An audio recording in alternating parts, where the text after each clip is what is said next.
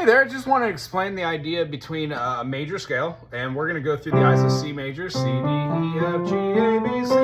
When we play a C minor, we can see C minor as being not C major, which means in a major chord, C is the one. Well, C, when we play a G major, G major, A minor, B minor, C major, is the major fourth.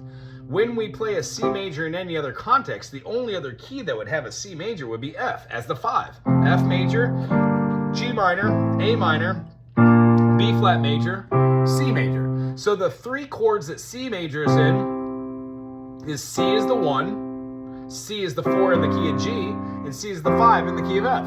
Well, minors do that as well because we have a minor 2, minor 3, and a minor 6. So the concept is, where does A minor fit in? It's the 6th in the key of C. And then in the key of G, G major, A minor. It's the minor 2nd. Well, in F is the minor 3rd. So the way we see it is A minor is only really in the key of C is the 6th, G is the 2nd, and F is the 3rd. They become super relative. You see how C major was in the same ones? But in C minor, it's in the same ones, but it's kind of moved over just a tiny bit. What we're going to do is we're going to explain this through the eyes of B flat major. 1, so you become more interested in different keys. 2, so you see the complexity that this brings with different fingerings. And 3, you work on something other than stuff in the key of C major. Ugh. So in the key of B flat is our 1, C minor is our 2, D minor is our 3. We would have E flat major as our major 4. Our major 5 would be F major. We would have a G minor as our minor 6. We would have an A diminished, and then it would resolve right back into our B flat major. Now that is the spelling of a 1, 2, flat 3, 4, 5, flat 6, flat 7, meaning all those notes are the 1, the 2, the flat 3,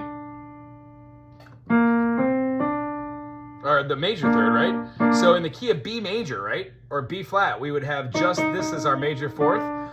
What we would like to see here is we're going to gravitate towards seeing this as a different context. If we play the 1 as the G minor, our 2 would be our A diminished. And then our 3, of course, would be the B major. Our 4 is going to be built off the 4th tonicity, so we'd have a C. That C, as we can see, also is going to have the minor, diminished, major. So our minor is going to be there for our minor 4th. Our minor 5th is going to be the D minor. Our major 6th is the E. And then we're going to be playing the F natural, I would say, as moving right back into our G, because it's not actually a dominant 7th, or it is a dominant 7th. It's not the natural 7 in the key of B flat. We would have our F, and then it would resolve to our G.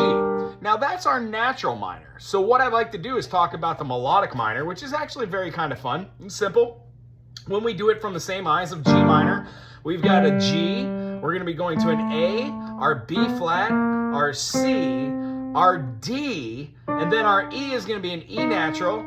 And then we're going to have an F sharp as well. So what we have is that E natural is going to be right here. Ooh, doesn't that make all the difference? So instead of playing our E, which is naturally inside of the key, we're going to be playing, and that's going to raise that note. 1, 2, 3, 4, 5, 6, 7, 1. So the idea of melodic minor has 1, 2, 3, so that's a flat 3, 1, 2, flat 3, 4, 5, flat 6, natural 7, and then we're going to have our resolution.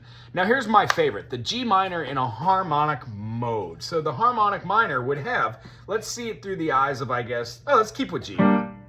1, 2, flat 3, 4, 5. We're going to have our natural 6 here coming up, and then we're going to have our melodic note coming true as being our F sharp. So we're doing a jump from the E flat major to an F sharp diminished now. And I got to tell you that the difference between hearing like a G major to an A diminished to a B major to a C minor, to a D minor, to an E flat major, to an F major, to a G minor. Yeah, that's great, it's powerful, but that's only our natural minor. The melodic minor takes a little getting used to because, as I said, you go up one way, and then you go down the natural minor. It's really weird. Although the harmonic minor is my favorite, we're not going to harp on it too much, but I want you to see the chords that are behind it. When we play a G minor and do an A diminished, to a B flat major, to a C minor, we add the F sharp in the D minor and not make a diatone, but we replace the F natural with an F sharp, because the idea is that F sharp is now present because we're playing. Nice. So the chords built are G minor, A diminished, B flat major, C minor, here's a D major, E flat major, F sharp diminished, then to the G minor. I can't tell you how much that E flat major to the F sharp diminished, then to the G minor, is by far one of my favorite resolutions.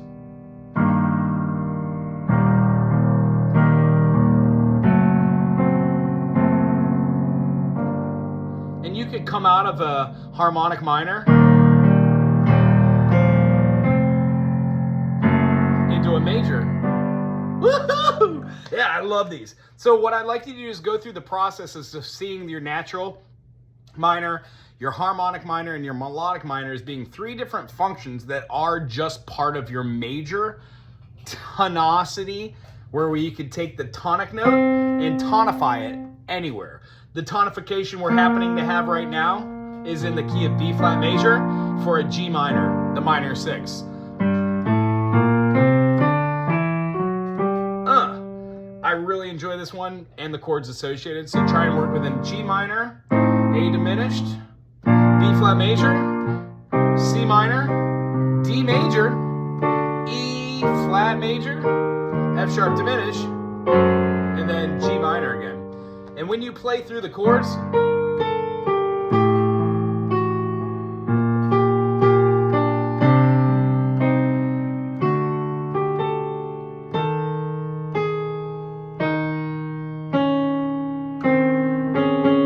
you can then hear the notes that do not fit. Because if you work up,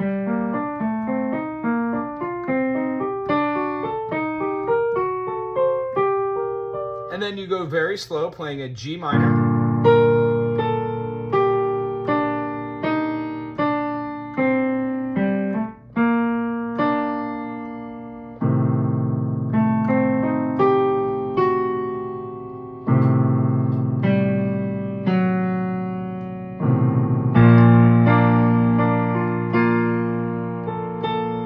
that note is not in here. It becomes a major 7, and B major 7, that note's not there, but our dominant 7 definitely is there.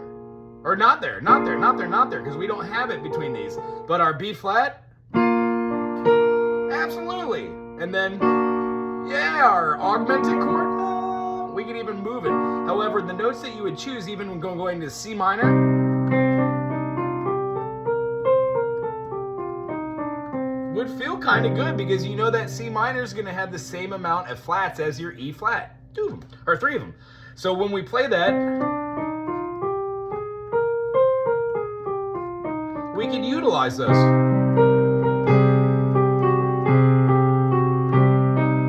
To the D major, then the E flat major from the D major is a great pivot chord. And then the F sharp diminished, oh my goodness. You can go through chords to get there.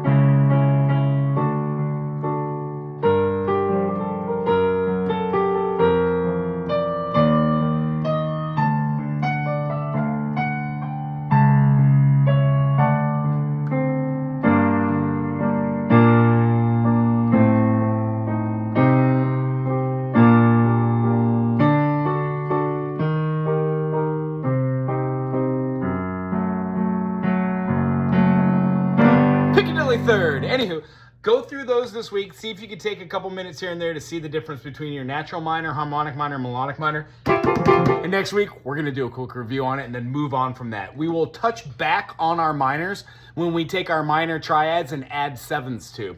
What happens is we get different feelings from our G minor when played as a major minor chord. Oh, so good.